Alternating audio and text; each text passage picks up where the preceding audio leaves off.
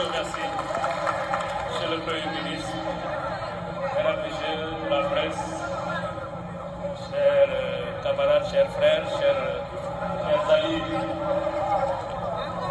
Je ne vais pas revenir sur le rapport de la Cour des comptes, parce que je pense que notre frère Pape Malick ainsi que notre sœur Aïssata ont bien fait les comptes avec la Cour des comptes.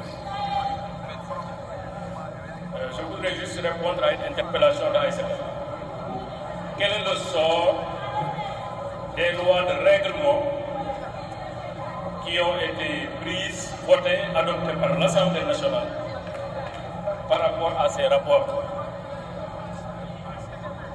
La réponse est dans l'article 48 de la loi organique 2020-07 adoptée par l'Assemblée nationale, qui dit de manière très claire que les lois de règlement déterminent les montants définitifs des recettes et des dépenses ainsi que du résultat budgétaire qui en est issu.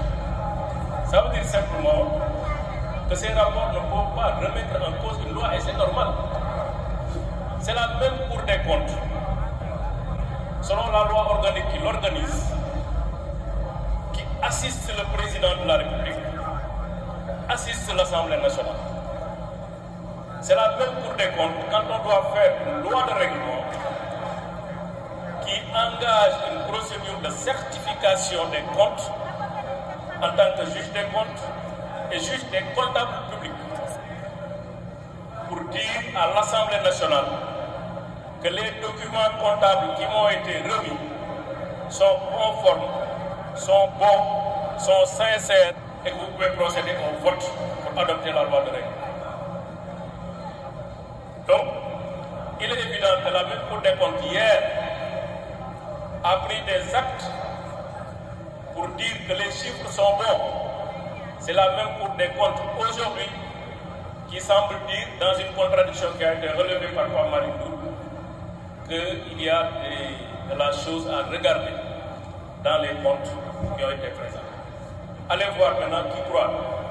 Nous, on préfère croire à la Cour des comptes qui a certifié, sans aucune pression, sans aucune demande préalable venant de politique, les comptes de l'État du Sénégal, à une Cour des comptes qui a audité un rapport dans des conditions qui viennent d'être décrites par mes devanciers. Ceci étant dit, il m'a été demandé de vous faire un compte rendu dans l'affaire de notre honorable député, le lion de Agnam, l'enfant prodige du Fouta, honorable député Farba Ngom. Nous avions toujours dit haut et fort, sans être contredit, que son dossier procède d'une commande politique. Aujourd'hui, les avocats sont allés l'accompagner devant le juge. Je ne vais pas revenir sur cet aspect judiciaire qui concerne l'instruction et les échanges que nous avons eus. Donc, vous comprenez bien que les deux avocats expérimentés qui sont à droite et à gauche ne vont pas me permettre justement de violer la loi. Et ce qu'il faut comprendre, et je pense que M. Aïssata a essayé un peu de l'ébaucher, on est en train de noyer le poisson. On nous sort un rapport à la fin de l'audition de Farba. L'objectif poursuivi, c'est simple. Voilà, eux tous c'est des voleurs, à commencer par le président, les ministres, les directeurs généraux, etc., y compris Farba Ngom, qui était le maître d'orchestre de tout ce qui a été volé. Mais cette affaire ne commence pas aujourd'hui. Cette affaire n'a pas commencé en février 2025, ma soeur. Parce que ce qu'on sait de l'affaire Farba Ngom, c'est au moment où on demande la levée de l'immunité parlementaire. C'était en février 2025.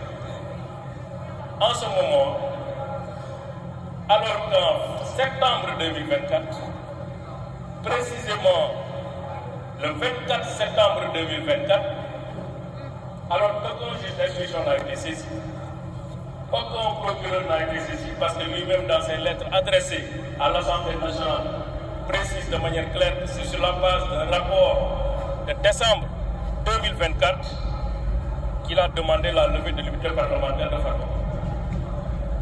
Donc il n'y avait pas d'instruction, il n'y avait pas d'enquête préliminaire, aucune institution de police ou de gendarmerie n'a été saisie.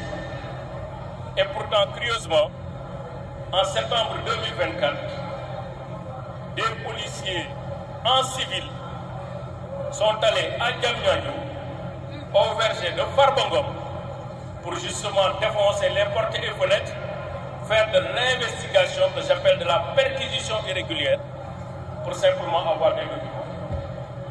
En ce moment, il n'y avait pas de rapport de CENTIF. En ce moment, il n'y avait pas de juge d'instruction.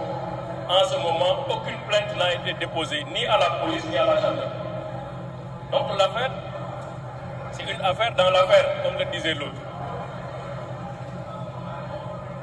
Et j'ai ici le procès verbal de l'huissier de justice Jean-Baptiste Kamaté, qui l'atteste, parce que sinon on va dire non, c'est Oumar Youm qui parle comme ça, mais en fait il n'y a eu rien. Cet incident, nous l'avons constaté par procès verbal établi par l'huissier Jean-Baptiste Kamaté le 24 septembre à 15 h, le 24 septembre 2024.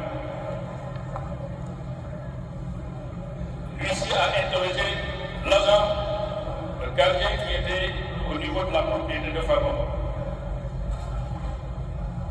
Il dit ceci. Il s'appelle monsieur Béry Alissi.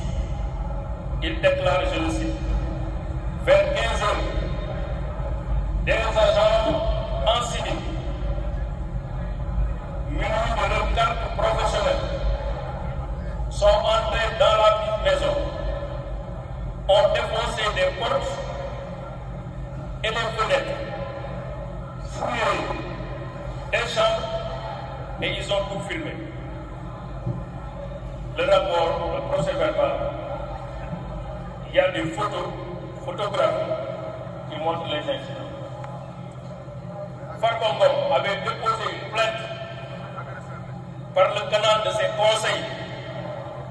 À ce jour, personne n'est capable de nous dire qui avait envoyé ces agents de police en civil au domicile de Farba. La justice que nous connaissons, pour laquelle nous sommes des militants, est une justice élégante, courtoise, prévenante dans sa démarche. La justice n'agit jamais par surprise. Une vraie justice, je ne dis pas de la justice politique, elle n'agit jamais de cette sorte. Donc c'est en septembre 2024 que les choses avaient commencé. L'étape qui a suivi, c'était quelle étape?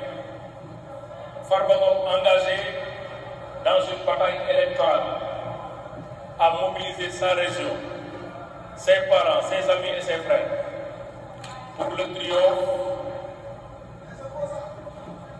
de notre camp et de son camp. Durant la campagne électorale, au mois de novembre 2024, le Premier ministre, candidat, tête de liste de la coalition PASTEF, est passé à Agnam. Certainement, il n'a pas vu ce qu'il avait l'habitude de voir durant sa promenade. Il n'a vu personne. Il n'a pas été accueilli. Il a été frustré par l'accueil qui lui a été réservé par Fouta. Il a dit de manière claire, audible, que Farba Ngom, qui est le patron politique de Matam, ça c'est la dernière campagne. Et il a dit aussi que moi, en tant que Premier ministre, si je demande au ministre de la Justice, si je demande au ministre de l'Intérieur, dañu ko war a jàpp parce que ministre yooyu nekkuñu ay professionnels ministre yooyu ils n'agissent pas au nom de la République, ils agissent au nom et pour le compte d'un seul homme qui s'appelle Ousmane Sonko. loolu mooy dëgg moo tax ñun boo yàgg nañu wax ne Farba Ngom cible Ousmane Sonko la te cible Farba Ngom noonu rek xam na diggante Farba Ngom ak président Macky Sall xam na cofeel bi am ci seen diggante soo mënul jot ci président Macky Sall da ngay jéem a xool lu koy métti jaare ci Farba Ngom bi nga xam ne boo ko laalee dafay mel ni laal nga Macky boo ko laalee laal nga parti bi laal nga APR boo ko laalee laal nga Sénégal boo ko laalee laal nga Fouta bu ne xaaral ma jàpp Farba yàgg nañu wax aussi et ça on l'a dit haut et fort que jusqu'au moment où l'Assemblée nationale procédait à la levée de l'immunité parlementaire de Farba Ngom, Farba Ngom lui-même ne savait pas qu'est-ce qu'on lui reproche.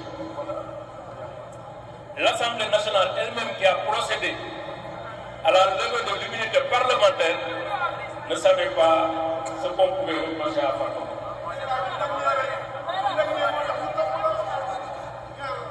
Or, une procédure pénale, ça repose d'abord sur une information préalable. Ça repose sur le principe du contradictoire. Ça repose sur le respect des droits de la défense qui sont sacrés, consacrés par notre Constitution.